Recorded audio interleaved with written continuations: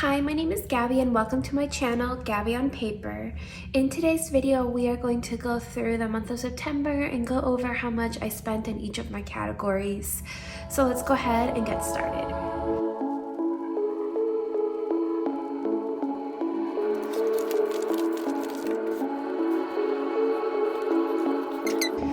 When I created this budget back in August, I had just barely accepted a job with the company that I'm working at now. Based on when I started, which was September 12th, I didn't think I was gonna get paid in September. And if I did, I thought I was maybe gonna get one paycheck for, a small amount. I did actually, though, end up getting paid twice. So I'll indicate the dates that I got paid and how much in the top box. So on the 16th, so my job, I only have one job. I don't have a part-time job or any other kind of extra income, so I'm only budgeting my paycheck. I didn't budget anything, but I did end up getting paid for 1 week, $966.68. The way they do their pay periods and paydays is completely crazy. Let me explain. So I'm a salaried position. I don't know exactly what days their pay periods cover, but I am paid bi-weekly. All I know is that the first pay period I was there for ended on September 16th, and the payday was that same day, which is crazy. I've never had anything like that before. All the jobs that I've had have had at least 1 week delay in pay. So if I was working the last week of the pay period, I wouldn't have gotten paid for another week. I was so concerned that something went wrong, and I was gonna go, talk to my boss and make sure that they were aware of the issue. But before I did, I looked at the pay schedule that they have on the website for salaried employees, and it was correct. The pay period ended on the 16th, and I got paid on the 16th, which I wasn't expecting it, but it was very, very welcome. And so with that, I also got a second paycheck on the 30th. So September was technically a 3 paycheck month for my company, not for me since I just started, but that's okay.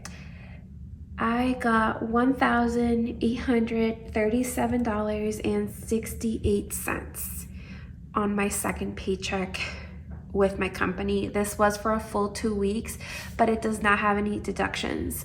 So if I add both of those up, I get $2804.36. My total income was $2804.36. Again, I really wasn't planning on getting any money, and if I did, very little, so this was very welcomed.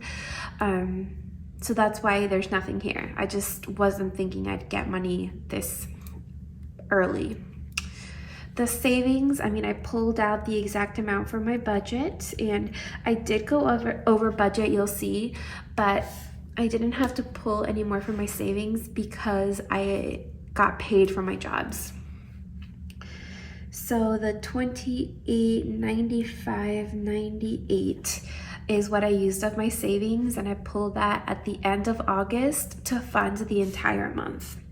What's crazy is that if you look here, like if everything had gone according to plan, the amount that I got from my paychecks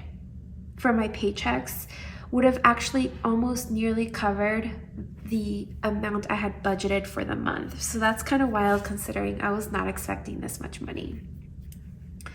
So in this third box, in the inflow box, I just bring down the income amount, which is $2804.36. I also bring down the amount of my savings I use, which is $2895.98. And this is this box right here, the savings used. Like, I'm just living off of my emergency fund technically because I wasn't employed, but this is where, if I have sinking funds and I need to pull from that, this is where that would be indicated. So now for my total inflow, I'm going to add up both my income and my savings use to come up with what my inflow is for the month. So it's 2804.36 plus the 2895.98 means I had a total inflow of 5,734 cents. Crazy. Okay, now we're moving down to the fixed expenses. Pretty much everything was exactly as expected. The rent, my Netflix, Apple One, Hulu, Peloton, my AT&T bill. Oh, it was $78.30. Why did I think it was more? I'm not sure. I could have sworn it was $5 more than I had budgeted, but maybe, I don't know what I'm remembering. My ComEd bill, which is my electricity, is right, and then I paid the $83.75 to my Apple credit card, again, for my iPad. InDesign was that full amount of $33.46, and then Epidemic Sound was the 15. So really the only difference was my AT&T bill, and it was 42 cents less. So let's just go ahead and add this up. Yep, that's correct. So $1,475.56 in my fixed bills. If I take the 5,734 cents and subtract 1475.56 means I have $4,224.78 left over, which is obviously a lot more than I was thinking. For October, I am not budgeting for InDesign or Epidemic Sound. I'm gonna go ahead and cancel those for now until I get on my feet and then reevaluate and see if I still want those. Okay, moving on to the variable expenses up here. I mentioned this in the last video, but I forgot to take out the due date column in both my variable expenses section and the savings. So when these go up on Etsy, they will not have that column. I've already removed those, so those are ready to go. I just didn't want to have to like reprint this. I have totaled up my expenses already for this video. I just didn't want to have to be going back and forth, adding things up and taking time that way. So everything's ready to fill out. So for groceries, I came in at $199.74. Clearly that was under budget. So we did spend about 5 days in Utah, about 3.5 days in Charlotte, and that does make up part of the reason why I didn't spend as much on groceries as I normally would. Dining out, I budgeted $220 and I came in at $177.86 for the same reasons. Typically when I travel, I put any dining out in my travel category, and so you'll see that down here.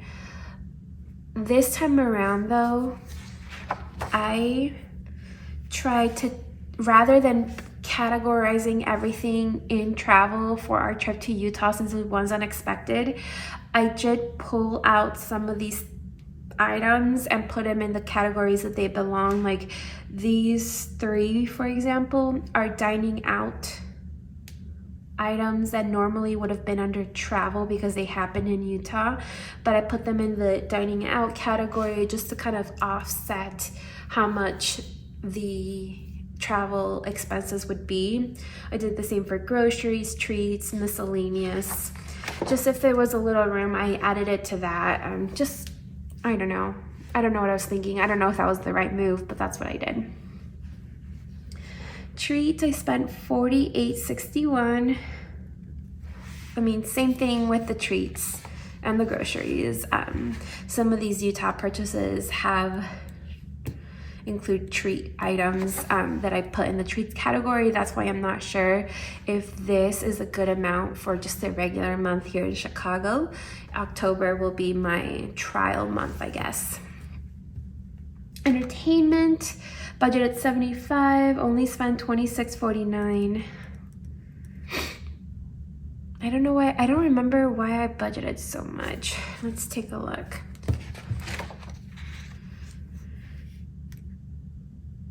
Concert.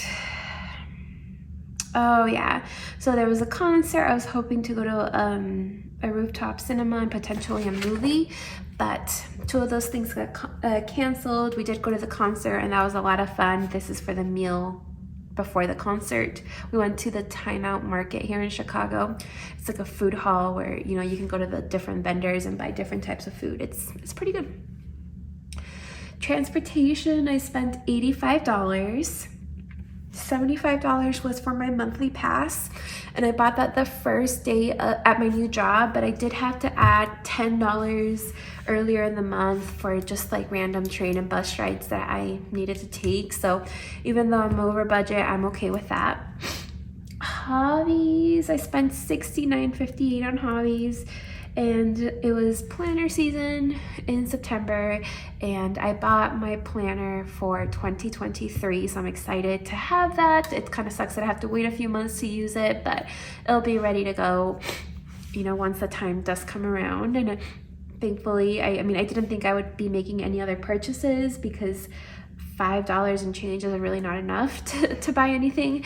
So I'm glad I didn't and stuck to the budget on that. Home is kind of a weird one. Normally, I typically always have an expense in the home category, and this month I did not. I did not spend a single thing for home. That's definitely not going to be the case in October, but I'm glad that I had a low spend month in some of these categories to offset the expenses for the Utah trip. Miscellaneous. Okay, I budgeted $25. This is where things start to get a little nuts. I budgeted $25. I spent $77.99, and I honestly can't remember what I spent that on. Target, I had to buy some random things in Utah that I forgot because we packed in such a hurry, like dry shampoo and stuff. A work planner. An Uber. I bought a book supporting my sister-in-law, a book that she wrote. It's a kid's book and had designed to raise awareness for something that she is very interested in. So I supported her by buying that book. And then just some pens for work. Travel, okay. So originally I budgeted $345 for my trip to Charlotte, which did come under budget, but so I started on the 12th. From Tuesday the 6th until Saturday the 10th, I was in Utah, and between both of those, I was clearly over budget. I mean, there's no way around that. So the things that I did end up putting in the travel category, you know, aside from Charlotte, well, including Charlotte, came to $790.12. Self-care, I only spent $66. I was intending to both get a haircut and a massage, and the $200 would have covered everything, but I was only able to get the haircut. And then this last one, I put a little heart because I didn't want anyone to know, but it was a gift. I did have some unexpected expenses in the gift category. So I spent $295.67, and then I forgot to include this in here, which is crazy because this is one of the important categories for me, but I forgot to put the shopping category when I budgeted out my budget in like a post-it. Just preparing for the video, I did have a shopping category, I just forgot to write it down, so I don't know what I was thinking. And I had budgeted $115, and that included, I wanted to buy a t-shirt at the Kid Cudi concert, and then just extra money for spending or whatever. And I went way over budget and spent $378.52. So a few things happened. Rather than getting a $60 t-shirt, I got a $125 hoodie, and then obviously taxes on top of that, so it was like $140 almost. And then not a hoodie, a sweatshirt. And then the sweatshirt actually is not a good fit for me. I explained this before, but like, so it's a men's shirt or sweatshirt, which is fine because I normally, like when I buy like attire for my youth stuff, you know, for my university, it's just unisex, it's men's sizing, and that's always worked fine, and I just get a size that works for me or whatever. But for whatever reason, these sleeves are so long, they come like past my fingertips, and super like large sleeves. They come all the way down and then cinch in at the wrist, and I don't know if that's just like a style now or what, but it's not a good look for me. So my boyfriend is gonna try and get that sold on eBay for me, so we'll see. And then the rest of the stuff is some of the things I mentioned in my reset. I just had a lot of like emotional spending with like the death of my family, and then emotional / back to work. My emotional spending ended up being back to work clothes, which I needed. I do need. My new job is kind of fancy, and I need to dress up a little more than I've ever dressed up. That's what caused such a high number. So let's go ahead and get that added up. Holy crap. Okay, so obviously my total variable expenses were a lot more than when I had budgeted. About $800 more, which is completely crazy. But the next step would be to subtract what I had left over after my fixed expenses, which was $42,2478 minus the $22.15 equals. So I still had $2,009.20 left. To be honest, I didn't really like give this money a plan. It just kind of stayed in my checking account to start covering trips to my trip to Mexico and start covering Christmas gifts. So it just all went into savings. And by savings, I don't actually mean savings.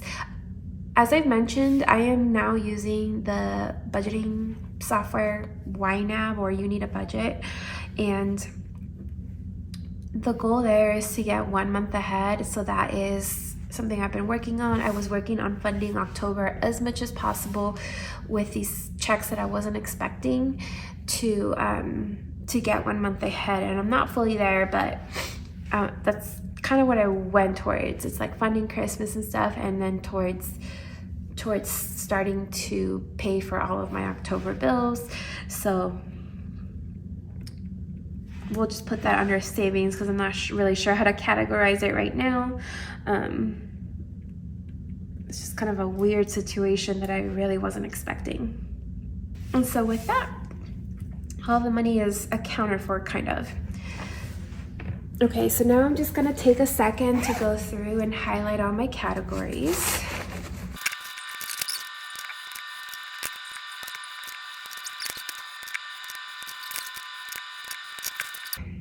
That is it for going over my budget. I mean, obviously I'm so happy that I got $2,800 in money that I really wasn't expecting. Yes, it's my money and I worked for it, but I wasn't expecting to get paid so much so early. Honestly, I was thinking 1 week of work, and for whatever reason, I was thinking like $400, but that's crazy considering how much I make. It doesn't even make sense. I don't know what I was going through my mind. So $2,800 in income was a huge surprise and very, very welcome. As far as my expenses go, it was such a weird month. Like, I mean, I feel like most months are like, there's very few normal months. Most months have stuff going on that make things go a little crazy. I'm just gonna try my best to be better prepared for future occurrences. I obviously hope that nothing like this happens again, but you can't, I mean, I have to be ready in case it does. So I had to come up with some kind of plan for an unexpected trip. I don't know, I just want to have a better plan. I know that an emergency fund is for situations like this, completely unexpected, for the worst. But it was very chaotic for me. Booking everything last minute. Like, it was really literally like 3 p.m. and I was like booked my flight for a few hours later. So now that I've experienced this, I can kind of know what I could expect in the future, even though I hope nothing happens like this again. And as far as my budget, some of the things that, like groceries, dining out, treats, entertainment, transportation even, those are all pretty good. Like, my numbers were not that bad. Obviously, it's the travel that really was bad for me. Miscellaneous was I was overspent a lot, but honestly, not a huge deal because I still had money in these. It was mostly travel and then my personal shopping. And it's something that I've said before, but I just need to work on it. I can't just let myself, when something goes wrong, just like forget about everything I've been working on and go crazy and spend almost $400. That's completely ridiculous. I need to have a little more self-control, but it's just really hard. Anyways, I'm really excited for October, for how that budget is going to go now that I'm working, and for using YNAB in October. Here's my budget sheet for the month though.